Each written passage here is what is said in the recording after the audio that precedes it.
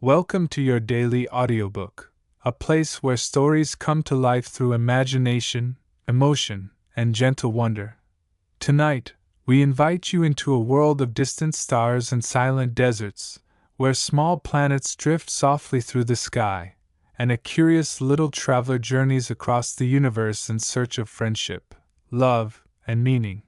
This is a retelling of The Little Prince, told in a warm and simple way so that every listener can step inside the story, feel its magic, and walk beside the little prince beneath the endless sky. Close your eyes, listen to the wind across the desert, and let the journey begin, here, on Your Daily Audiobook. Chapter 1. The story begins with a child who spends long afternoons dreaming about distant lands and silent deserts where strange animals live unseen. In a quiet room filled with warm light, the child looks at a picture in a book that shows a great snake resting in the sand after swallowing its prey. The image plants a spark of wonder in the child's heart. The child begins to imagine what such a creature might look like from the outside, when everything hidden inside is kept secret beneath smooth scales. With calm patience, the child takes a sheet of paper and draws a long curved shape that holds a mystery within it. To the child, the drawing feels alive. It holds fear, danger, and adventure. The child looks at it with shining eyes and believes others will feel the same wonder. But when the child shows the drawing to the grown-ups, they do not pause to imagine. They glance for only a moment and say that it looks like a hat lying on a table. Their voices are flat, their faces uninterested. They do not see anything mysterious. The child feels confusion at first, then disappointment, as if a bright flame inside has been covered by cold sand. Hoping they simply did not understand, the child makes another drawing, this time revealing the inside of the snake, with the animal trapped within. The child shows it again, full of hope. But the grown-ups only respond with advice about lessons, books, and sensible things. They say that dreams and drawings are useless. They do not ask questions, they do not imagine, and they do not listen. Little by little, the child learns that many grown-ups live behind walls made of habits and rules. They love straight lines and clear answers. They do not see the invisible things that live inside a picture, or a silence, or a single thought. So the child puts away the crayons and hides the dream world deep inside the heart, where no one can judge it or break it. Time passes, and the child grows older, choosing a life in the open sky, where the wind sings through meadow wings and clouds drift like slow white islands. Up there, the world feels wide and free, yet the same loneliness remains. Whenever the grown-ups talk, they speak only about important business and serious matters. The dream world stays locked away, like a forgotten treasure hidden under sand. Sometimes, the pilot still carries the old drawing and shows it to people as a quiet test. Each time, the answer is the same. They see only a hat. And so the pilot smiles politely and says nothing more, even when the heart aches for someone who might finally understand. Yet somewhere inside, a tiny hope continues to glow, soft and secret. It waits for a single person who might look at the drawing and see what lies beneath the surface, someone who can see with the heart instead of only the eyes. The pilot does not know it yet, but far beyond crowded cities and busy streets, in a silent sea of golden sand, that meeting is already moving closer, like a star slowly rising at the edge of the sky. Chapter 2. The story continues in a wide, silent desert where the sand stretches like an endless golden ocean. The air is still, the sky feels enormous, and the earth is quiet except for the soft breath of the wind. In this lonely place, the pilot is stranded beside his damaged plane, surrounded by emptiness that seems to swallow every sound. He feels small beneath the deep sky, alone like a single grain of sand in a vast sea. As night falls, the stars appear one by one, shining like silver sparks scattered across the heavens. The pilot lies beside the plane, thinking of distant cities, and lives full of noise and movement. Here, there are no streets, no houses, no footsteps, only silence and the slow turning of the sky. He closes his eyes, unsure of what tomorrow will bring. When morning arrives, the sun climbs quietly above the dunes, painting the desert with warm light. The pilot opens his eyes and feels the weight of solitude, ready to begin another day of work on the broken machine. But then, something strange happens. A small voice, gentle and calm, speaks beside him, as if it had always been there. He turns and sees a little boy standing in the sand. The child looks peaceful and curious, with golden hair that seems to catch the sunlight, and eyes that hold both innocence and mystery.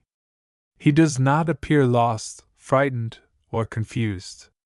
Instead, he stands there as if the desert is simply another place on his journey. Without hesitation, the child asks the pilot to draw a sheep, as if this were the most natural request in the world. The pilot is stunned. There is no village nearby, no path, no sign of another person. How could a child have traveled across such a dangerous land and arrived here so calmly? Yet the boy does not explain. He simply waits, patient and sure, as though he expects the pilot to understand. The pilot thinks of his childhood drawings, the ones no one had ever understood. A quiet memory awakens inside him. Instead of asking questions, he takes out paper and a pencil and tries to draw. But when the child gently rejects each drawing, saying that the sheep is too weak or too old or too serious, the pilot begins to realize that this boy sees the world in a different way, a way that does not follow the rules of grown-ups. At last, the pilot draws a simple box and says that the sheep he imagines is inside it. The little boy's face lights up with joy. His eyes sparkle softly, as if a hidden door inside his heart has opened.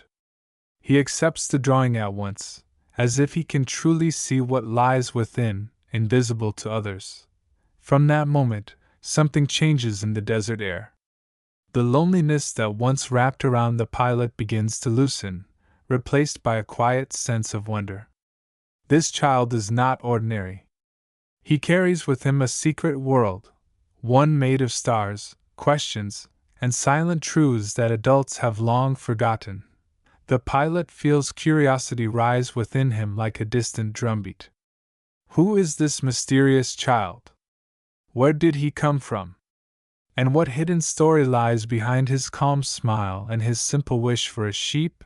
As the sun climbs higher above the dunes, the desert remains silent. But now, that silence feels full of possibility, as if the sands themselves are waiting to reveal something extraordinary. Chapter 3. The days in the desert begin to unfold like slow pages in a quiet book, with the sun rising softly over the dunes and the sky spreading wide above the world. The pilot and the little boy sit together near the silent plain, and a gentle bond starts to grow between them, like a delicate thread made of curiosity and trust. The child speaks in a calm, thoughtful way, as if every word comes from a faraway place filled with secrets and memories. The pilot tries to learn more about his strange new companion, but the boy answers only in small pieces, as though his story is a puzzle that must be discovered little by little. When he looks at the sheep drawing, he holds it like a precious treasure, smiling as if the invisible creature is real and alive. He asks whether the sheep will need a lot of grass, and his voice carries both hope and worry at the same time. The pilot explains that there is not much grass in the desert, but the child quickly says that the sheep will not stay here. It belongs to his own home, a tiny place somewhere among the stars. His words drift through the air like a quiet breeze, and the pilot suddenly realizes that this child does not come from any land on earth. The idea feels impossible, yet the boy speaks with such natural certainty that doubt fades like a shadow in the light. The child describes his world gently, without grand gestures or pride. He says that his planet is so small that he can watch sunsets again and again just by taking a few slow steps. His voice softens when he speaks about those sunsets, as if each one carries a feeling of peace and longing. The pilot listens carefully, and although he cannot truly imagine such a place, he feels the truth of it in the boy's tone. Sometimes the little prince grows quiet, lost in thoughts that seem far away. The pilot senses that there is both joy and sadness inside him, like sunlight resting beside a hidden storm. When he speaks again, he asks practical questions with great seriousness, such as whether a sheep needs a rope to keep it safe, or whether a small stake would be enough on such a tiny world. The pilot answers as best he can, surprised to find himself treating the conversation as real, as if the planet truly exists and must be protected. With every question, the child reveals another small corner of his life, the gentle loneliness of his world, the care he has for every tiny detail, the way he thinks deeply about things others might ignore. The pilot begins to see that the boy does not simply talk about objects and places. He talks about meaning, about responsibility, about love for the fragile things in his care. When the pilot tries to ask where exactly this distant planet is, the child does not respond directly. Instead, he watches the horizon with a thoughtful gaze, as if the answer lies somewhere beyond the line where the sky meets the sand.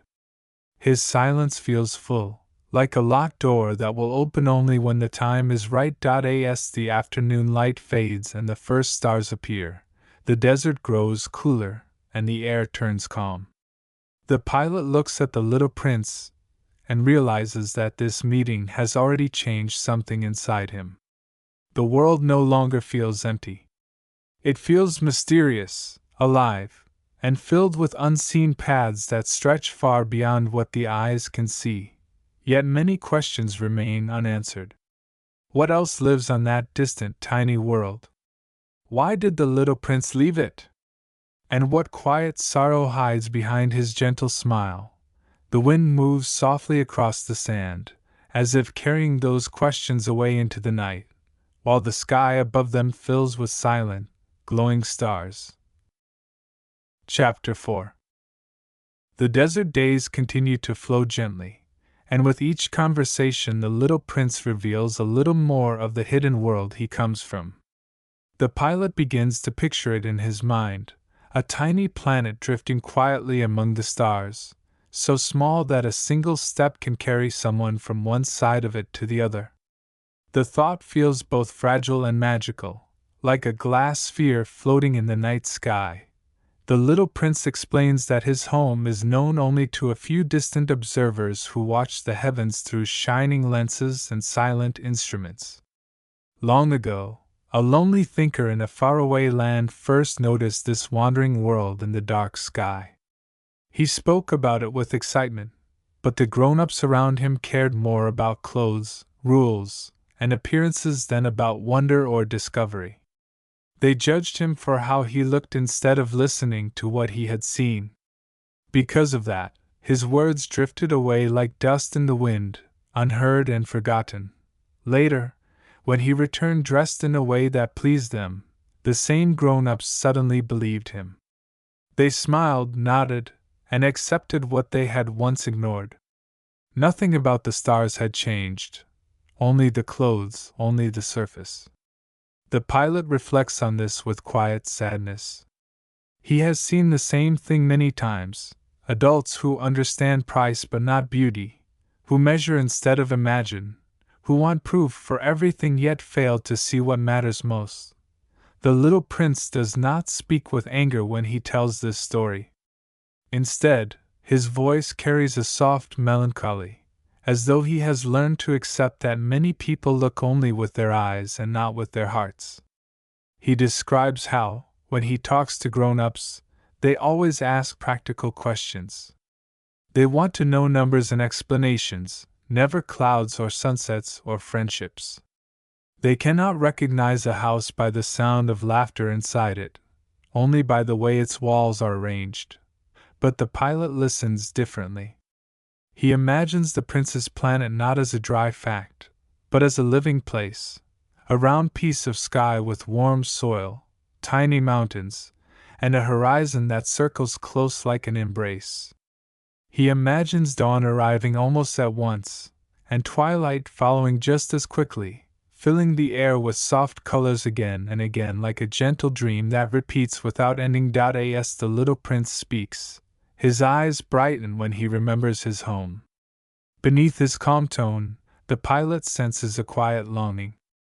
There is love in the way he describes the place where he once watched the heavens unfold above him, a place he cared for as one cares for a delicate garden. And yet, despite that love, he is far away from it now, wandering across deserts and worlds for reasons he has not yet shared.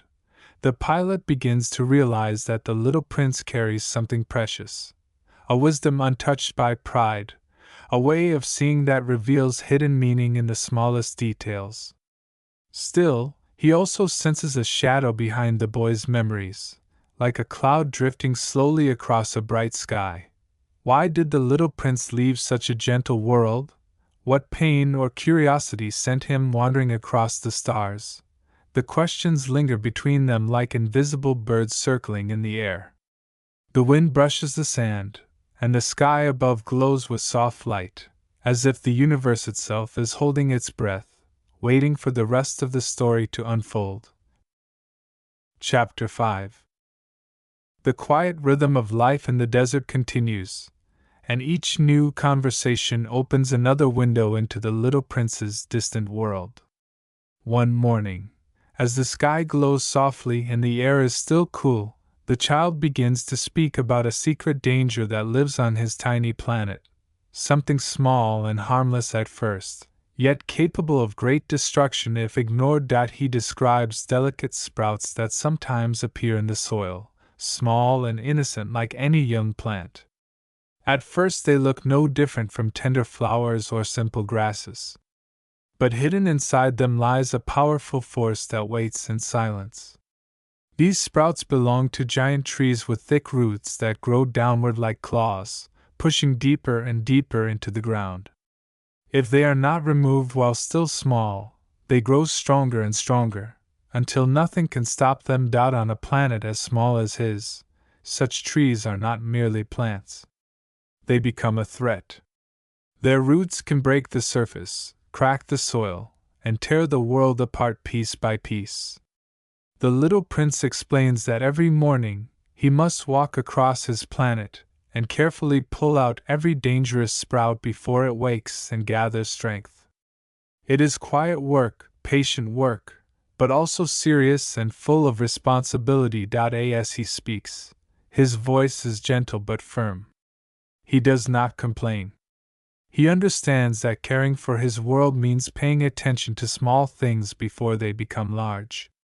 The pilot listens closely and realizes that the little prince is not only talking about plants.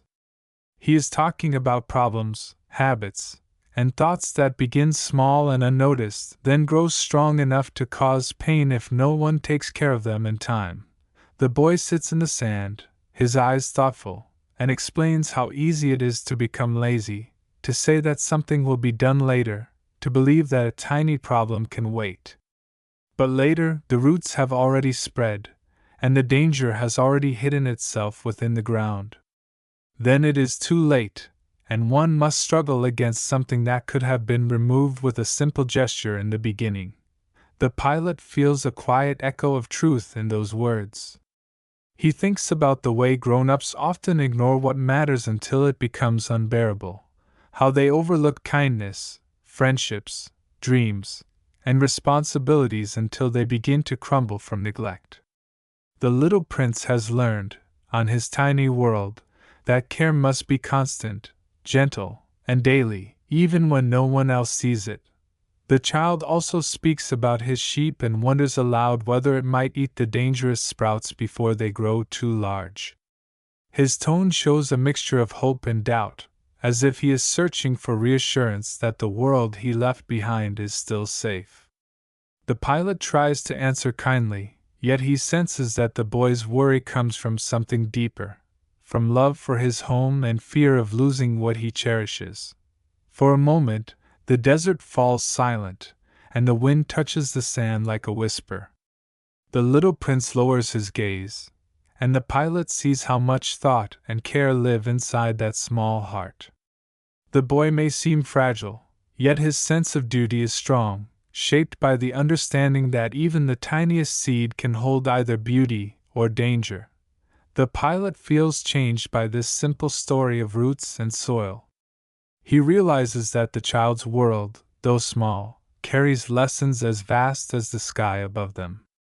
And still, he feels that there is more, something hidden beneath the boy's careful words, something unspoken that casts a faint shadow over his memories.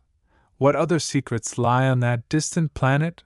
What other fragile things did the little prince leave behind when he chose to wander among the stars?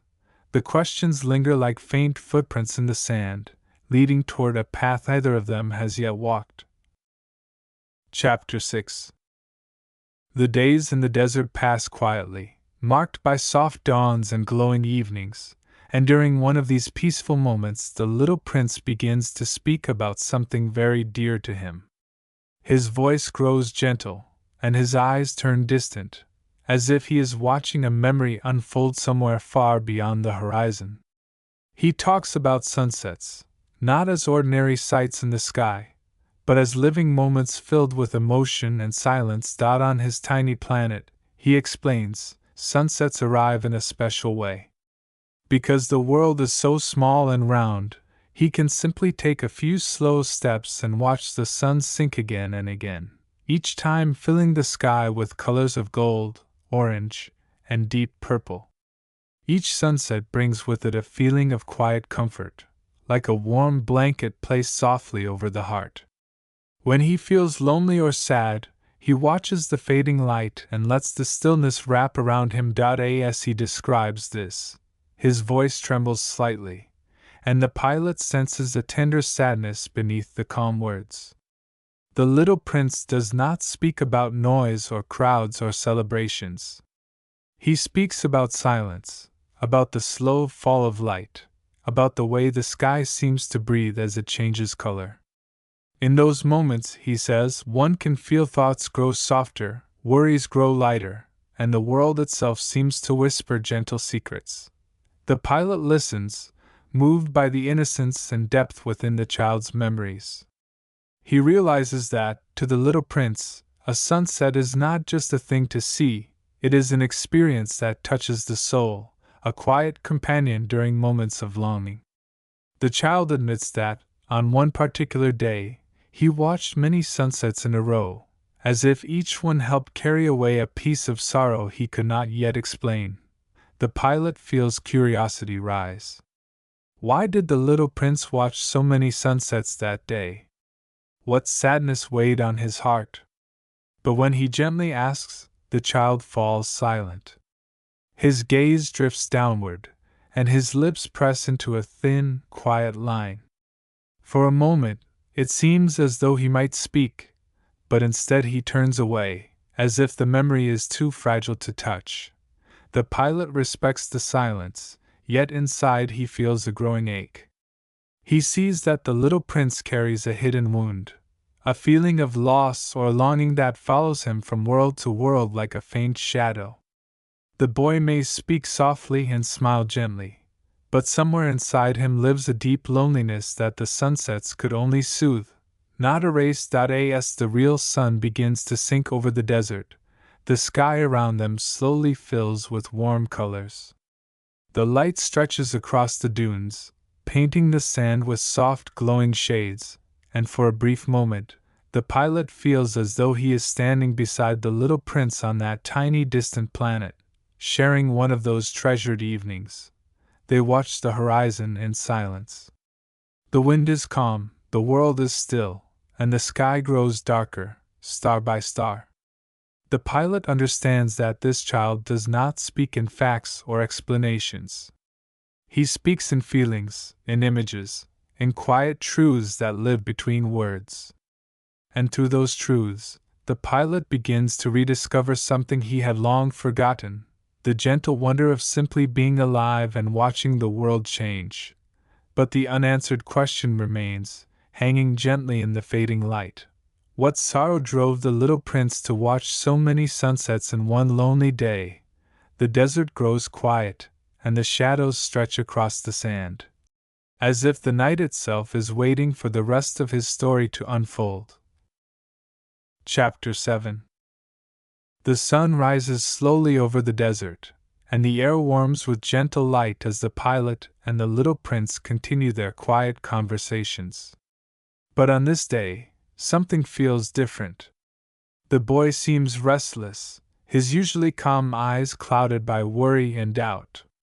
He walks in small circles around the sand, pressing his lips together as if trying to hold back thoughts that trouble him deeply. At last, he begins to speak about the sheep again, not with curiosity, but with fear. He asks whether the sheep might eat flowers as well as small plants, and whether it could harm something delicate and precious. His voice trembles as he explains that on his planet there is a single flower he cares for more than anything else. It is beautiful, gentle, and fragile, with soft petals that open like a shy smile in the morning light. The flower is unlike the others. It carries pride and grace, and sometimes it speaks in a way that seems vain or demanding. Yet beneath its words, the little prince has always felt something tender and real, a quiet longing to be loved, a fear of being hurt, a need for attention and care. He remembers watering it, guarding it with a glass cover, and protecting it from cold winds and dangerous sprouts. He remembers how its scent filled the air, and how its presence made his small world feel alive. But he also remembers moments of doubt. The flower would sometimes exaggerate, sometimes boast, sometimes hide vulnerability behind sharp words. The little prince, still innocent and unsure, did not understand these contradictions. He felt confused, hurt, and uncertain whether the flower truly cared for him, or whether it only cared about being admired. As he tells this story, his voice grows louder, full of emotion that has long remained buried. He asks again and again whether the sheep, with its simple hunger, might one day destroy the flower without meaning to, and whether love can disappear just as easily, with one careless moment. The pilot tries to answer gently, but the boy's heart is already caught in a storm of feelings, love, regret, guilt, and longing all tangled together. Then, something inside the little prince breaks open. He confesses that he once left his planet not because he stopped caring, but because he was afraid of how much he cared. The flower's words confused him, and instead of asking questions or staying to understand, he ran away. He believed her pride instead of recognizing her fear. Only now, far from home, does he realize that beneath every proud gesture was a trembling heart that truly loved him. His eyes fill with tears, and the desert wind grows still, as if the world itself is listening. The pilot watches helplessly, his chest tightening with sympathy. He tries to comfort the boy, offering awkward explanations and practical thoughts like an adult would. But the little prince shakes his head. He does not want facts or logic. He wants understanding, warmth, and someone who can feel the weight of his sorrow. The pilot finally grows frustrated with himself. He begins to speak sharply, tired from work and worry. His words come out cold and mechanical, and the little prince grows silent, shaken by the distance in his voice. Then, suddenly, the pilot realizes what he has done. He has become like the grown-ups he once disliked, blind to what truly matters. He kneels beside the child and apologizes softly. The anger melts away, replaced by tenderness and guilt. In that fragile moment, he understands that the boy's flower is not just a plant on a distant world. It is love itself, delicate, demanding, imperfect, and irreplaceable. The little prince wipes his tears, but the sadness does not disappear. It settles gently in his eyes, like a quiet shadow. He looks toward the far horizon, where the desert stretches endlessly, and whispers that somewhere, on a tiny planet among the stars, the flower is waiting, alone and unprotected. Will the sheep harm it? Will the wind tear at its petals? Will love survive the distance between them? The questions hang in the warm air like invisible threads, fragile and trembling, as the desert falls silent once more. Chapter 8. A soft stillness settles over the desert as the little prince begins to speak again, and this time his words turn fully toward the flower he left behind. His voice carries both warmth and sorrow, like sunlight filtered through a thin cloud. He remembers the day the flower appeared on his small planet, rising slowly from a tiny seed that had fallen asleep in the soil for a long time before waking. At first, it was only a small green shoot, shy and quiet, stretching upward as if testing the world around it. The little prince watched with curiosity and patience, wondering what kind of plant it would become. Day after day, new leaves formed, and a slender stem grew taller. But instead of opening quickly, the plant took its time, preparing itself carefully, as though it knew it was meant to be something special. Then, one morning, the bud unfolded, not simply as a flower, but as a presence filled with elegance and grace. Its petals spread gently like soft silk touched by dawn light, revealing a beauty unlike anything the little prince had ever seen. The flower yawned delicately, as if waking from a long sleep, and spoke with a voice both proud and fragile. From that moment, the planet was never the same. The flower filled the air with a faint, sweet fragrance that drifted softly across the ground. The little prince felt drawn to it, eager to care for it, to protect it, to admire every curve of its delicate petals. He brought water each morning, shielded it from cold winds, and placed a clear glass dome over it at night so that it would not shiver beneath the stars. But the flower, though beautiful, was not simple. Sometimes it spoke with pride, pretending to be stronger than it truly was. It boasted about its thorns, claiming they could defend it from danger, even though the little prince sensed how fragile it really felt inside. At other times, it made small complaints or nervous demands, as though afraid of being forgotten or unloved. The child loved the flower deeply, yet he did not understand the meaning behind its words. He heard only vanity where there was fear, and stubbornness where there was tenderness trying to hide. When it spoke sharply, he felt confused and hurt, unable to see that its pride was a thin shell protecting a trembling heart. Over time, doubt began to grow inside him like one of the dangerous sprouts he once described. Instead of pulling it out, he let it spread quietly. He wondered whether the flower truly cared for him, or whether it only wanted admiration and attention.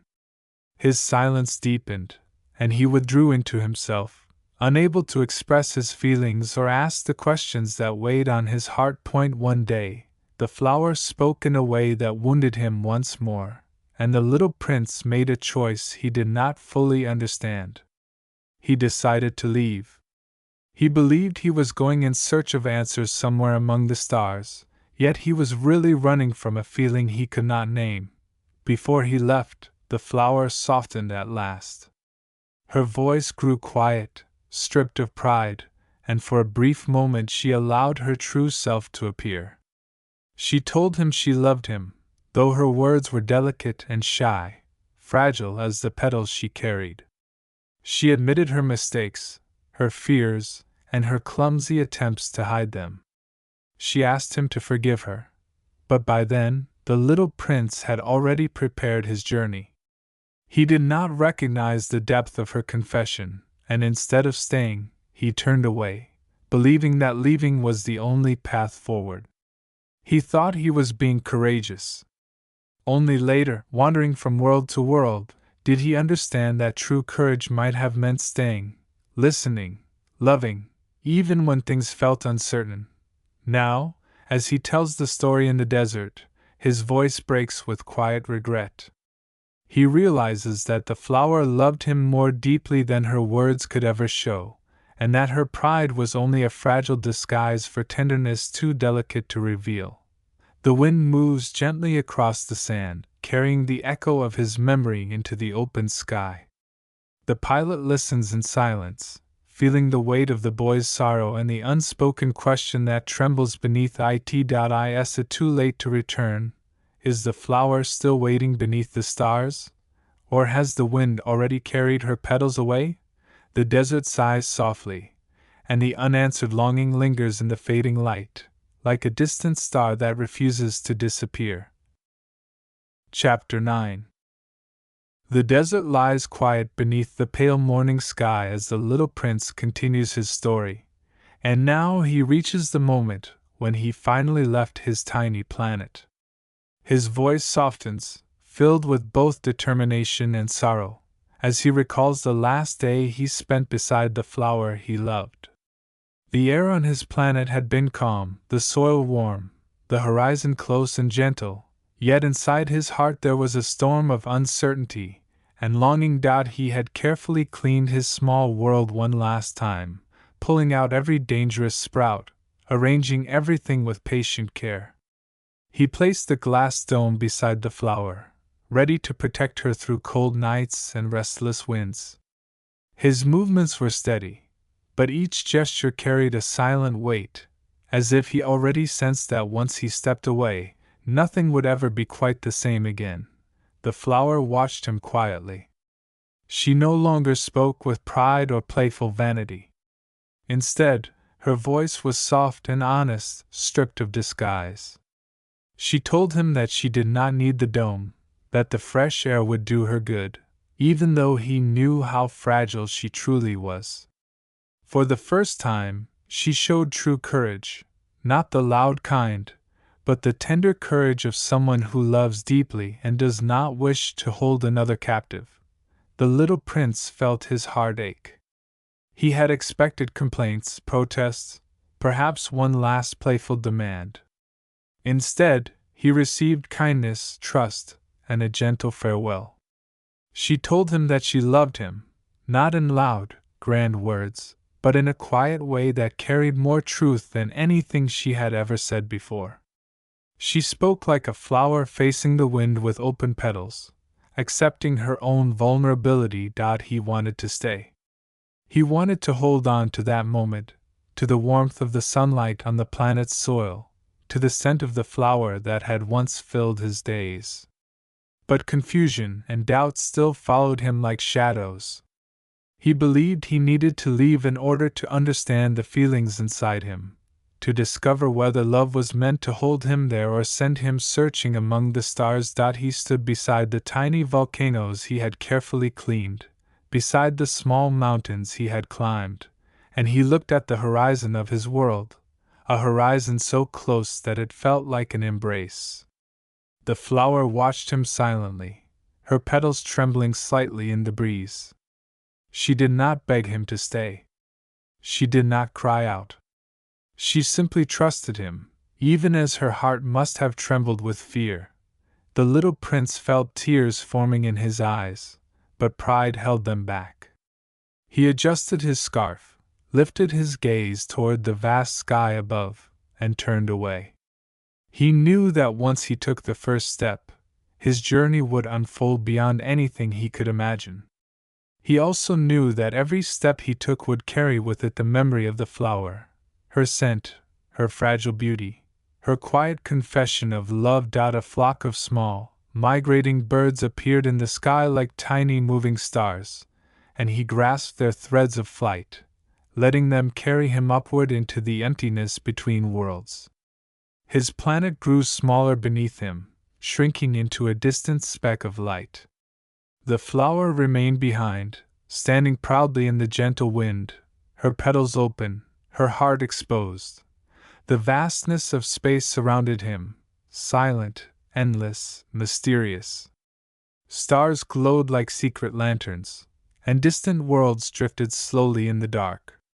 The little prince felt both free and deeply lonely at the same time, carried forward by curiosity, guided by hope, and followed by a quiet ache that would not fade. As he drifted toward the unknown, one thought lingered in his heart like a faint echo. Had he made the right choice? Or would the journey ahead reveal a truth he was not yet ready to face? The silence of the universe offered no answer. Only infinite roads of starlight stretching into the dark. Chapter 10. The little prince drifts through the silent sky, carried across the great spaces between worlds until he arrives on the first planet of his journey. It is a tiny place, hardly larger than a small hill, and at its center sits a single figure on a grand, towering throne. The throne seems far too large for such a small world, and yet the person seated upon it holds himself with great seriousness, as though ruling over an endless empire. He is a king. The king wears a long robe that flows across the ground like a heavy curtain, and on his head rests a crown that glitters softly in the light. His posture is stiff, his chin lifted, his eyes filled with a solemn expression. When he sees the little prince, he straightens proudly, delighted to finally have a subject before him. He greets the child with dignity, speaking in a deep, commanding voice. He declares that he rules over everything, over the planet, over the sky, over the stars themselves. To him, nothing lies beyond his authority. The little prince listens politely, curious yet puzzled. The planet is so small that one might walk around it in moments. How can such a tiny world hold such a vast kingdom? Still, the king insists. He explains that he is a wise ruler, and that his power is absolute. But as the boy asks him to perform simple acts, to order the sun to set, or to command a star to shine, the king does not act immediately. Instead, he explains that a true ruler gives only orders that are reasonable. He does not command things that cannot naturally happen. Everything must obey because everything must already be exactly as he says. The little prince slowly begins to understand. The king does not rule through strength or magic. His authority exists only where reality already agrees to follow him. He does not shape the world. He shapes his words so that the world never disagrees. The king offers to make the little prince his subject, even his minister, perhaps even his judge. He promises him honor, titles, and importance. But the boy is not interested in empty roles or imagined power. He wants friendship, understanding, real connection, not a throne or a crown or a title that means nothing on such a small, lonely world. He asks permission to leave. The king hesitates, suddenly afraid of losing the only person who has ever stood before his throne. His voice softens, and he tries to hold the boy there with commands disguised as kindness. He tells him that he must not leave too quickly, that a departure must be ordered at the right moment. Finally, with great ceremony, the king gives his permission, not because he wishes to be kind, but because he wishes to believe that even leaving must happen under his rule. The little prince bows gently, not out of obedience, but out of courtesy. He looks at the king one last time and sees a lonely man seated on a vast throne, ruling over nothing but his own illusion of power. There is no joy there, no companionship, only a deep longing to be obeyed, as if obedience might fill the emptiness inside. As the little prince leaves the small planet behind, drifting once more into the dark sky, he carries with him a quiet thought. He wonders why some people seek control instead of connection, and why power feels so important to those who live alone. Ahead of him, more worlds wait, each holding its own strange lesson, each revealing something new about hearts, dreams, and the ways people choose to live. And somewhere in the distance, far beyond all these wandering planets, a fragile flower still waits beneath the stars. Chapter 11. The little prince continues his journey through the silent sky until he arrives on another tiny planet. This world, like the last, holds only one inhabitant. As soon as the boy appears, a man standing in the center of the planet gasps with delight, placing his hand dramatically over his heart and lifting his chin as if standing beneath a bright spotlight that no one else can see. He is a vain man. He wears elegant clothes, polished shoes, and a wide-brimmed hat that he holds as though it were a precious treasure. His smile is grand and theatrical, yet his eyes search constantly for admiration, like a mirror looking for a reflection to confirm its own shine. The moment he notices the little prince, he bows deeply and announces that he is thrilled to be admired by such a distinguished visitor. The boy does not understand. He has not said anything yet, but the man already thanks him for his praise. He insists that every person who meets him must admire him, must applaud him, must recognize his greatness. He asks the little prince to clap his hands. When the child does so out of politeness, the man lifts his hat with a flourishing gesture, beaming with joy as if the sound of applause fills the entire world with glory. Again and again, he asks for applause, and again he raises his hat. The routine repeats like a one-person performance on a stage that stretches across an empty universe. The little prince watches quietly at first, then slowly begins to feel puzzled and uneasy. There is no conversation here, no exchange of thoughts, no warmth or curiosity. There is only the endless hunger of a person who needs admiration like air. He asks the vain man why admiration matters so much to him. The man answers without hesitation. He says that admiration proves he is the finest, the most handsome, the most intelligent, the most extraordinary person on his world. The little prince looks around. There is no one else there. No voices, no laughter, no footsteps, only the man himself. Then who compares you? The boy asks softly. The man does not answer. He simply insists that admiration is necessary, as if the emptiness around him might disappear if he can collect enough praise to fill it. His smile is wide, but it does not reach his eyes. His heart is locked inside a cage of vanity, echoing only with the sound of imaginary applause. The little prince begins to feel sad. He realizes that the man is not truly proud, he is lonely. His desire to be admired is like a fragile glass shell wrapped around fear. Without applause, he feels invisible. Without praise, he believes he has no worth. He lives on a planet made entirely of mirrors, yet none of them reflect truth, only the image he desperately wants to see. The boy tries to speak to him about other things, about stars, journeys, or friendships, but the man will not listen. Every word drifts past like wind through an empty hall. The only thing he hears is the sound of admiration he longs for. Anything else fades into silence. Finally, the little prince thanks him politely, and says he must continue his journey. The vain man barely responds. He is already lost again inside his imagined stage, bowing to applause that echoes only in his mind.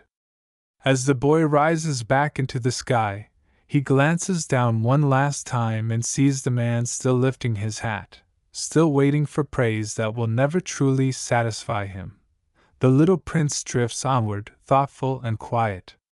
He realizes that vanity is another kind of loneliness, a loneliness that hides behind glitter and smiles, a loneliness that keeps people from seeing others, and from being seen in return. He wonders what other strange hearts he will encounter on the worlds ahead, and whether each one, in its own way, is searching for something they cannot name. The stars shimmer around him, silent and distant, as his journey continues into the unknown. Chapter 12. The little prince travels onward through the quiet reaches of the sky until he arrives on another small and lonely world.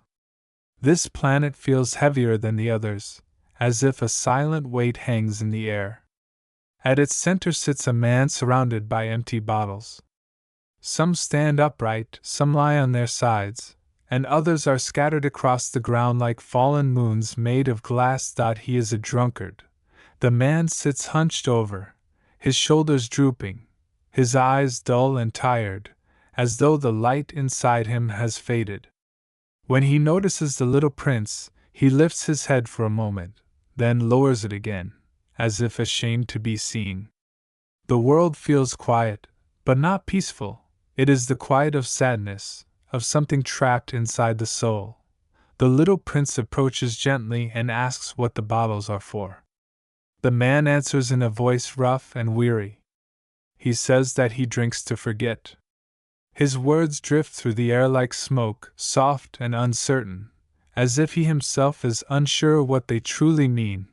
The boy, curious and kind, asks what he wants to forget.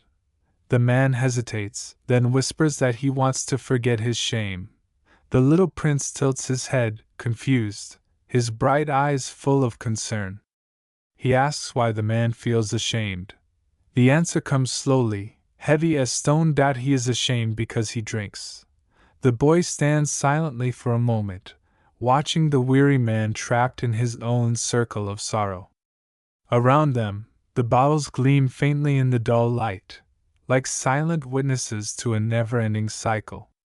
Drink, forget, regret, drink again. A circle with no doors and no windows, only the same path repeating again and again. The little prince feels a deep sadness he cannot fully explain. He does not judge the man. Instead, he feels compassion, like a gentle ache inside his chest. He realizes that the drunkard is not trying to escape the world. He is trying to escape himself, yet every step leads him back to the same place.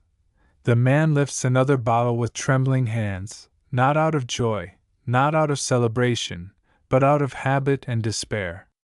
His gaze does not meet the boy's anymore. He sinks back into silence, folding into the darkness of his thoughts as if sinking into deep water. The little prince understands that nothing he says will break the circle. Words cannot reach someone who has become lost inside their own sorrow. So he does not lecture or argue. He simply watches for a while, his heart heavy, feeling the loneliness of this tiny world pressed gently around him. There are no stars shining here, no laughter, no music. Only the quiet sound of glass and the soft echo of a life drifting further and further away from itself. At last, the little prince whispers a soft goodbye. The drunkard does not respond. He is already disappearing again into his sadness, like a shadow swallowed by the night. As the boy rises back into the starlit sky, he carries with him a lingering ache. He realizes that some people become trapped not by walls or chains, but by the thoughts and feelings inside their own hearts. They circle endlessly, unable to escape the place where pain and habit hold them fast. The stars glow softly around him as he drifts onward. Each new world he visits reveals another fragile truth about the human heart, its fears, its longings, its loneliness. And somewhere far away, on a tiny planet beneath the silent sky, a single fragile flower still waits, unaware of how many strange and sorrowful worlds her little prince must cross before he understands what his heart is truly searching for. Chapter 13. The little prince continues his journey through the silent sky until he reaches another tiny world. This planet is dry and empty except for one figure sitting at a tall desk covered with papers, books, and ledgers stacked in neat, endless piles. The man seated there does not look up when the boy arrives. His eyes move quickly from one page to another, his hands scribbling numbers with restless urgency, as if every second must be captured and counted. He is a businessman. His suit is plain but precise, his posture stiff, his expression serious and distant. Around him there are no trees, no flowers, no friends, no sky to admire, only endless work that seems to stretch on forever. When the little prince greets him softly, The man barely responds. He insists he is busy, terribly busy, far too busy to waste time on greetings, wonder, or conversation. Curious, the boy asks what he is doing. The businessman raises his head just long enough to say that he is counting. Counting and recording. Recording and owning. He explains that he possesses all the stars in the sky, every shining point of light that drifts across the darkness. He speaks with pride, as though his words hold immense meaning, yet his eyes hold no joy, only tired determination. The little prince looks upward and imagines all the stars he has seen, distant, bright, mysterious, and wonders how anyone could own them. He asks gently what the man does with his stars now that he owns them. The businessman replies that he keeps them safe by writing their numbers in his books. He does not visit them, does not watch them, does not listen to their silent glow. He only counts them, records them, and locks the papers away like treasure hidden inside a box. To him, value lies not in beauty, but in possession. The little prince grows thoughtful. On his own planet, he cares for volcanoes, pulls out dangerous sprouts, waters his flower, and watches sunsets. Everything he tends becomes meaningful because he gives his time and his love to it. But here, the businessman touches nothing, loves nothing, nurtures nothing. He owns everything and yet holds nothing at all. He asks the man whether the stars are happier because they belong to him.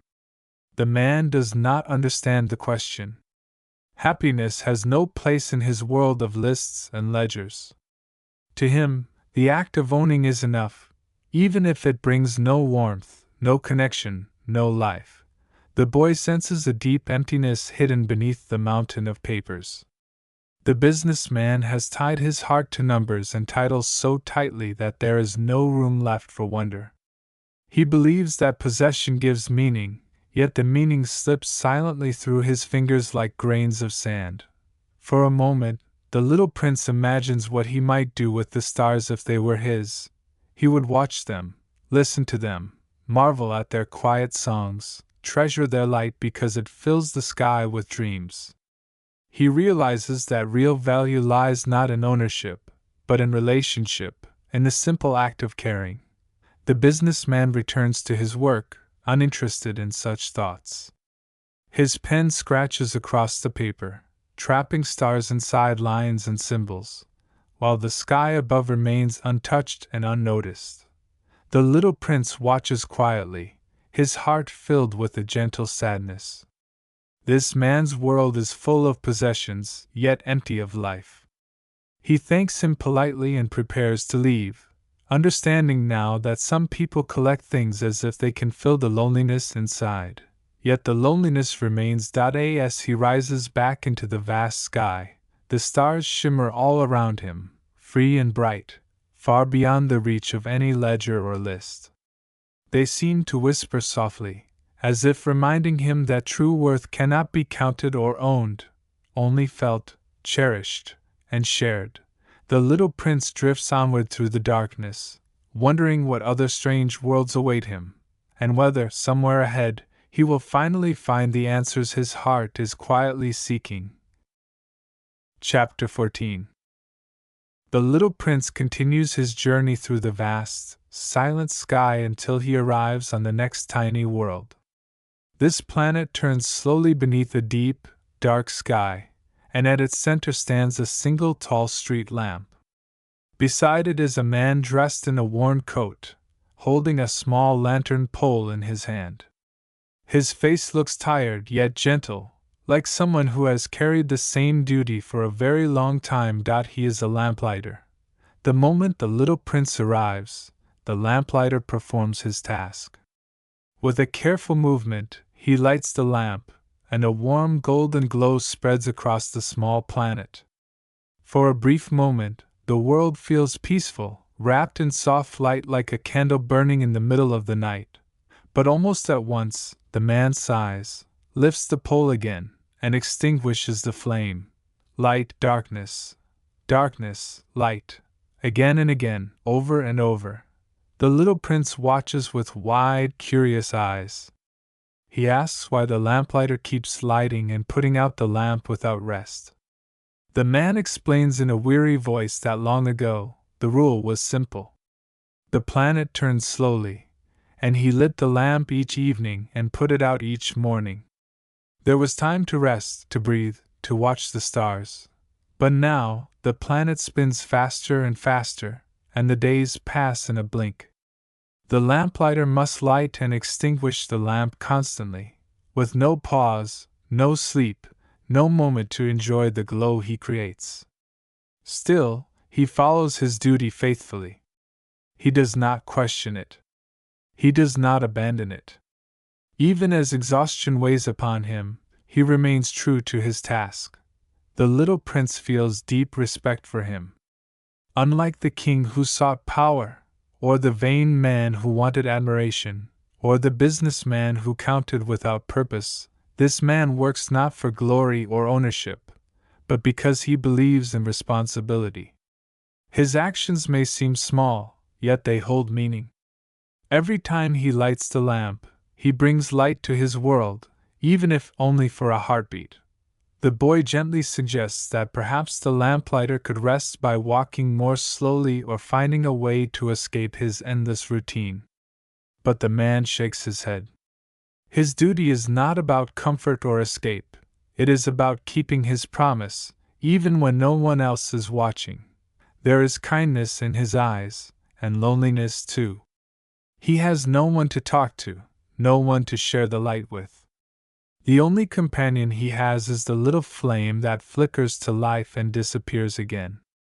Yet he continues, with quiet dignity, like a guardian who remains at his post even when the night feels endless. The little prince feels a warmth in his heart, mixed with sadness. Of all the people he has met so far, this one seems the least selfish, the most devoted.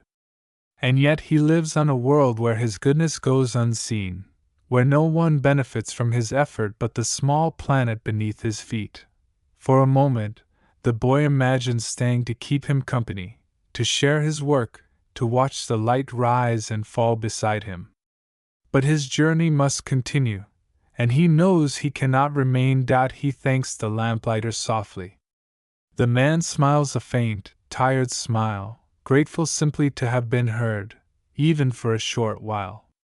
As the little prince lifts into the sky once more, he watches the light flare and fade again. Like a heartbeat echoing through the darkness. He realizes that loyalty, kindness, and responsibility can exist even in the smallest, loneliest corners of the universe. But he also wonders, how many people live like this, quietly doing good, unseen, unheard, and alone? The stars drift slowly around him as he continues onward, carrying the warm glow of that tiny lamp somewhere deep inside his heart. Chapter 15. The little prince drifts onward through the vast sky until he arrives on the next small planet. This world is shaped like a great stone table, solid and heavy, with mountains rising in gentle slopes and wide cliffs stretching toward the empty air. At the center sits a man behind an enormous book, its pages thick and yellowed, its cover worn from long use. He is a geographer. His clothes are formal, his hands stained with ink, and his eyes shine with seriousness, as if the weight of knowledge rests upon his shoulders. Around him stand many other books, stacked in tall piles like silent towers. The room feels quiet and still, filled not with life, but with records of places the geographer has never seen. When the little prince greets him, the man nods with dignity and asks what brings him to this world. His voice is calm and important, as if every word he speaks must be written into a great and lasting memory. He explains that he is not an explorer, but a scholar, someone who records mountains, rivers, oceans, and lands, gathering information about the world without ever leaving his desk. The boy listens carefully, puzzled. He asks how the geographer can write about places if he never goes to visit them himself. The man replies that his work is far too important to risk travel. Explorers come to him instead. They describe what they have seen, and if he believes their words, he carefully records them forever in his great books.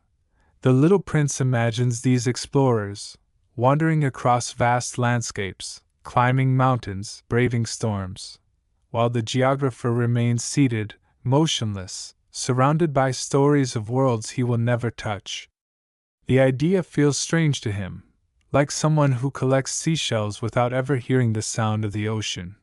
The geographer tells him that his books are serious works because they never change. They record only things that last. Flowers, he says, are too fragile and temporary to be written down. They bloom, fade, and disappear, so he does not consider them important enough to remember. At those words, something trembles inside the little prince's heart. He thinks of his flower, delicate, proud, beautiful, trembling in the wind on his small planet far away. The geographer's cold, practical logic casts a shadow across his thoughts. To the man at the desk, flowers mean nothing. They are too fleeting, too fragile, too easily lost. The boy suddenly feels afraid. He asks, in a quiet voice, whether such fragile things truly vanish so easily. The geographer answers without emotion, explaining that everything delicate eventually disappears. His words fall like stones, heavy and indifferent, as if life and love themselves were nothing more than temporary details unworthy of being remembered. A sharp ache fills the little prince's chest. He realizes that his flower, the one he left behind, unprotected, vulnerable beneath the sky, may one day be gone. The thought pierces him like a sudden, cold wind. All at once, he understands how precious she truly is, not because she lasts forever, but because she does not. He thanks the geographer, but his voice trembles.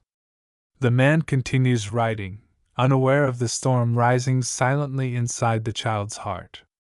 He is too busy recording distant mountains to notice the invisible mountain of longing and fear standing right before him. As the little prince leaves the planet and rises once more into the sky, the stars seem emptier than before. He feels a deep longing to return to his fragile flower, to hold her close, to protect her from every wind and danger. Yet his journey is not over, and the path ahead remains uncertain. He looks into the darkness between worlds and wonders. Is his flower still waiting? Is she still standing beneath the sky? Or has the wind already carried her away? The question follows him like a silent shadow as he continues onward, drifting toward the great, mysterious world that lies ahead, the world called Earth. Chapter 16. The little prince drifts through the deep night sky until he reaches a world far larger than any he has seen before. It stretches beneath him like an endless tapestry of mountains, oceans, forests, and plains. Countless lights shimmer across its surface, glimmering softly in the darkness like scattered stars resting upon the land itself. He has arrived on Earth. At first, he does not land among people. Instead, he finds himself above wide regions filled with quiet shadows and distant shapes. Far below, great cities glow like glowing constellations spread across the ground. Roads wind like silver threads through valleys and across hills, while rivers glisten faintly under the moonlight. The world feels vast, ancient, and full of secrets. He begins to understand how different this planet is from the others. On the tiny worlds he visited before, each place held only one inhabitant, who lived trapped inside their own habits and thoughts. But here, there are countless lives, so many that their movements weave patterns of light across the darkened earth. High above the clouds, he imagines all those people hurrying from one place to another, crossing great distances without ever pausing to look at the sky. He senses trains racing across meadow rails, carrying silent travelers through tunnels and valleys, moving constantly as if driven by an invisible force. He feels ships drifting across wide seas, airplanes soaring through endless skies, carriages rolling over bridges and roads that never seem to end. He wonders why everyone moves so quickly. He imagines children pressing their faces to windows, dreamers gazing upward at the stars, workers marching through busy streets, and travelers wandering far from home without knowing exactly what they seek.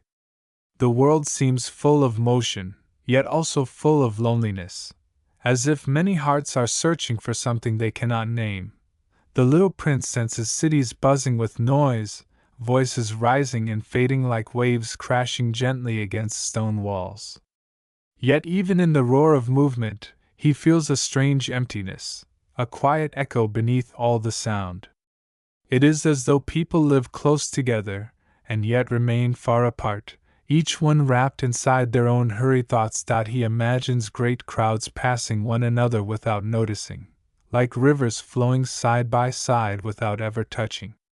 He wonders whether anyone looks up at the sky anymore, or whether they have forgotten the silent beauty glowing above them. He wonders whether anyone still sees the world the way a child might, with curiosity, tenderness, and wonder. From far away, he watches lights appear and disappear as night drifts slowly across the land. Some glow brightly for only a moment, like small candles in windows, while others pulse softly in long streets winding through great cities. These countless lights remind him of the stars, but instead of shining freely in the sky, they seem trapped within stone walls and closed rooms. He feels both amazement and sadness. This world is full of life, yet so many people seem lost inside their own rushing paths. He senses travelers who move endlessly without rest, and workers who repeat the same tasks again and again, never stopping to breathe or dream. The earth is wide and rich, yet many hearts appear to wander blindly through it. He wonders if anyone here truly knows why they hurry, or whether they simply follow a path laid before them without question. As he glides above silent deserts, glowing cities, dark forests, and sleeping fields, he feels a faint whisper rising from the world below, like a distant song carried on the wind. It speaks of longing, of dreams left unspoken, of lives unfolding beneath skies that few ever notice. And somewhere down there, hidden among all that motion and mystery, a meeting waits for him, one that will change the course of his journey and touch the deepest corners of his heart. The stars continue to shimmer above, endless and patient, as the little prince begins his first fragile steps toward this vast and curious world. Chapter 17. The little prince finally sets foot upon the earth in a quiet, empty place where the ground stretches out in waves of pale sand and scattered stones. There are no trees, no houses, no voices, only silence, deep and endless, like a great sleeping ocean made of golden dust. The sky above him feels wide and distant, and the air shimmers with heat that rises slowly from the ground. For a moment, he believes the planet may be deserted. He looks around, expecting crowds, noise, movement, but instead he finds stillness. The vastness of this world feels overwhelming, so large that it seems to swallow his tiny footsteps. He whispers softly to himself, wondering whether he has landed on the wrong side of this enormous planet, where no one lives and nothing stirs. Then, out of the quiet, a thin, soft voice speaks. The little prince turns and sees a snake coiled upon a sun-warmed stone. Its body is slender and smooth, its scales shining faintly like metal beneath the light. Its eyes are calm and ancient, as if it has watched the world for longer than memory itself. It does not move much, only sways gently, as though listening to the wind. The snake greets him in a quiet tone that sounds almost like a whisper inside the air itself. Its words slide smoothly, slow and careful, carrying both warmth and danger at the same time. It asks what the little prince is doing in such a lonely place, so far from people, so far from home. The boy explains gently that he comes from another world, far away among the stars, and that he has landed here by accident. The snake listens without surprise. Nothing seems strange to it. It speaks as though it already knows the secrets of journeys, of wandering hearts, of loneliness hidden beneath gentle smiles. The creature tells him that on this great planet, one can feel more alone than anywhere else, even in the middle of countless people. Its voice carries a quiet truth that slips deep into the heart, like a shadow moving beneath the surface of still water. The little prince looks at the snake with curious eyes. He senses that it is neither friend nor enemy, either comforting nor threatening, but something in between, something mysterious. The snake explains that its touch has the power to send a person back to the ground from which they came. Its words are calm and simple, yet they carry a strange, haunting promise. The boy asks whether it can send him back to his own star. The snake does not answer directly. Instead, it sways in silence, as if the question itself rests somewhere beyond words. It speaks again, telling him that it is more powerful than any ship, any machine, any path across the sky.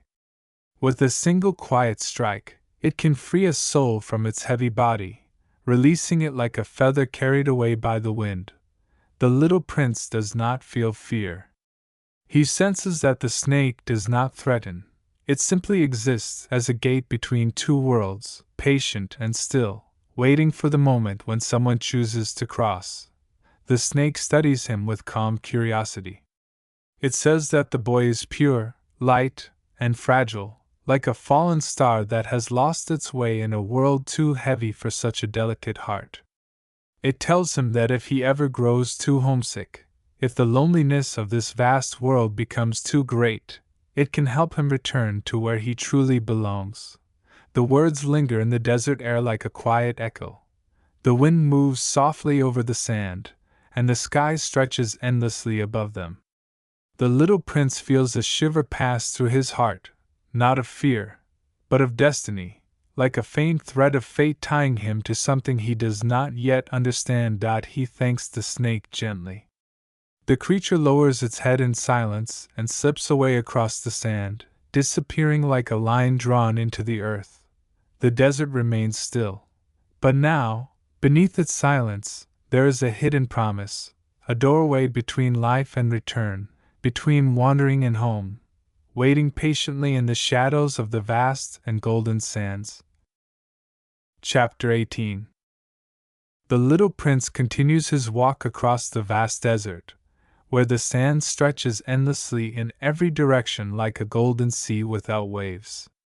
The sun blazes high above, and the air shimmers with heat, yet the world remains silent, so silent that even his footsteps sound lonely as they press gently into the warm ground. He travels for a long time without seeing a single living soul. The emptiness feels heavy, and a quiet ache grows inside his chest. He begins to wonder whether the entire earth is made only of deserts, stones, and silence. At last, he notices a small green plant growing bravely between two rocks, a tiny splash of life in the endless sand. With new hope, he bends toward it and asks softly whether there are people on this planet. The plant shakes gently in the breeze and answers that people are rare here, scattered and distant from one another like grains of sand blown apart by the wind. It does not know where they are, nor whether they ever meet, for its roots sink deep into the earth, and it has never traveled far. The answer surprises the little prince. On his own small world, everything is close, everything within reach. Yet here, even those who live on the same planet are separated by great spaces and lonely distances. He feels a strange sadness in this thought, a sadness that whispers of hearts too far apart to truly understand one another. He thanks the little plant and continues on. The land slowly changes as he walks. The sand softens, the rocks grow larger, and distant shapes rise from the horizon like tall, silent guardians. He soon reaches the foot of a great mountain range.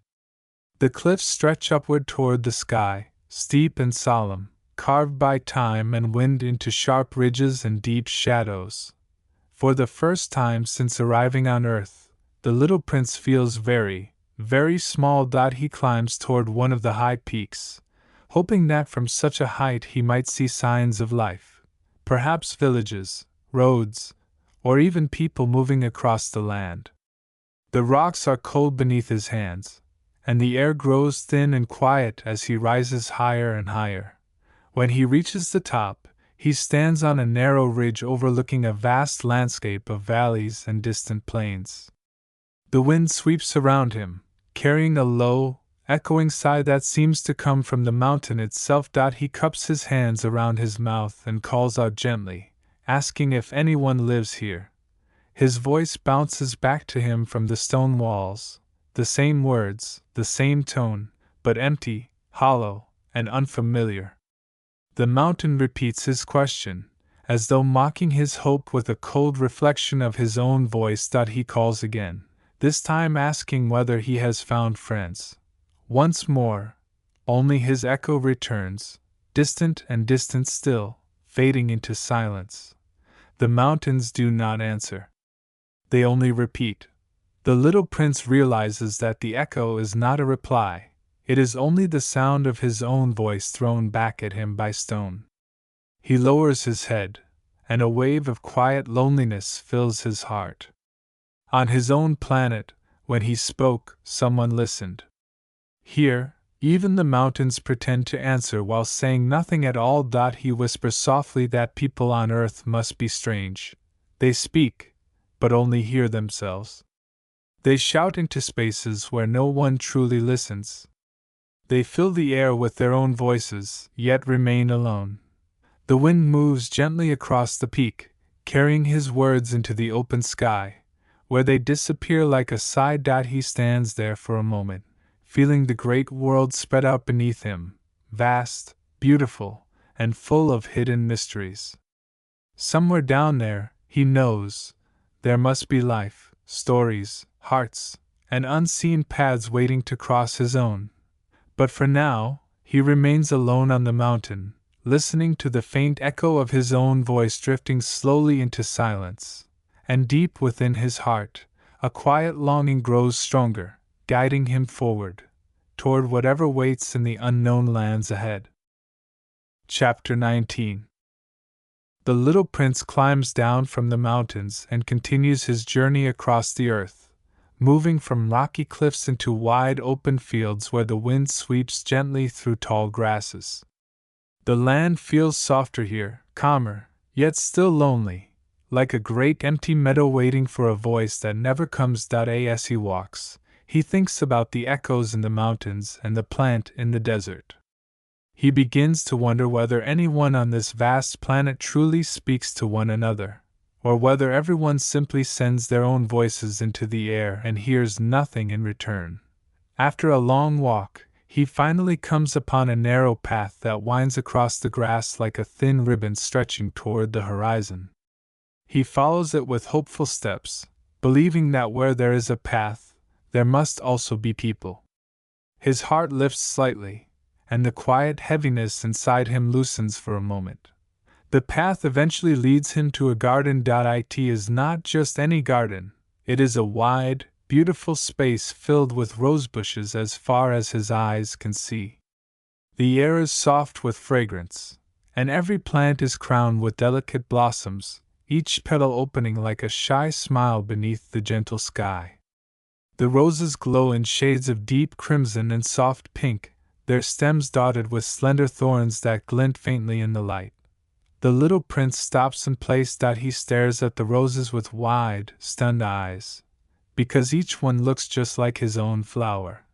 His heart trembles.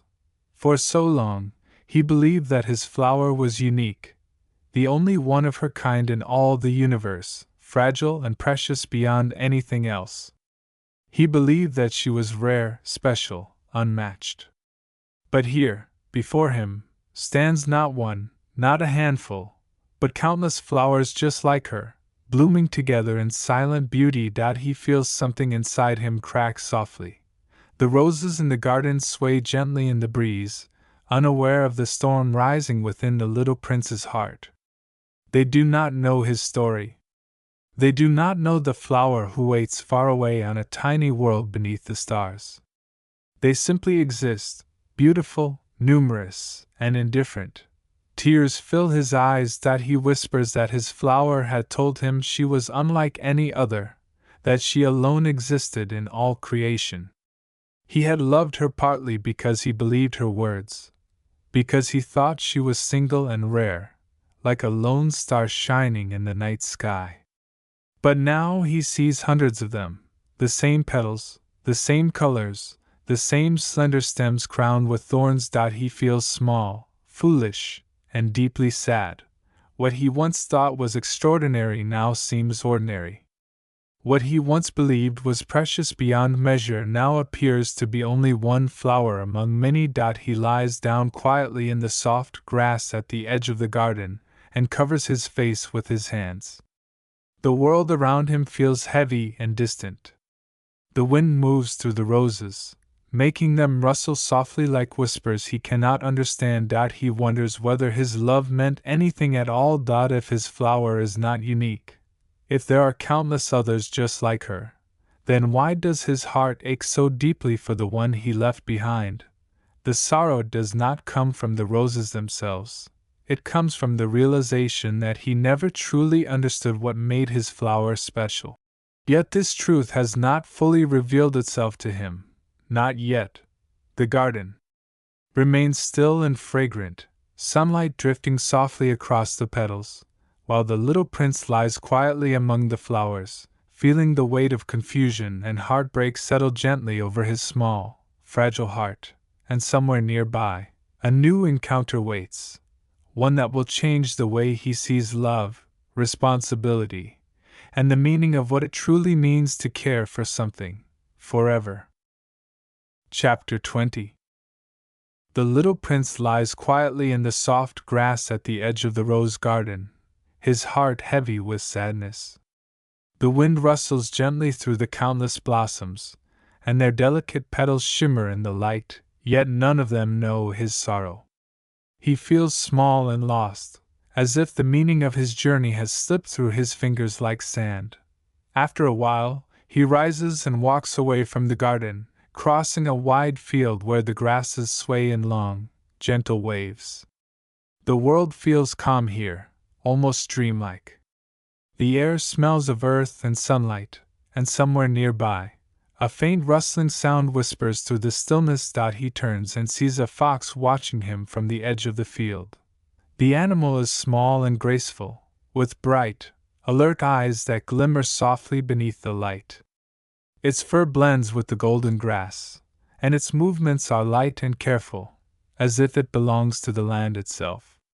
For a long moment, the fox and the little prince simply look at each other, either moving, either speaking. At last, the boy greets it gently. The fox responds in a quiet voice, warm and cautious, explaining that it cannot come closer because it is not yet tamed.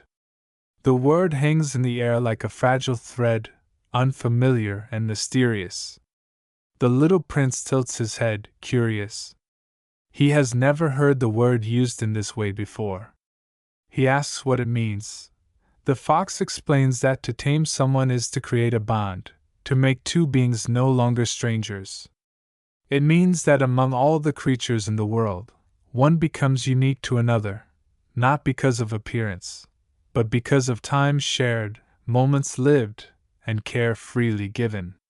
Without such a bond, every creature looks the same, every moment feels alike, every place remains empty.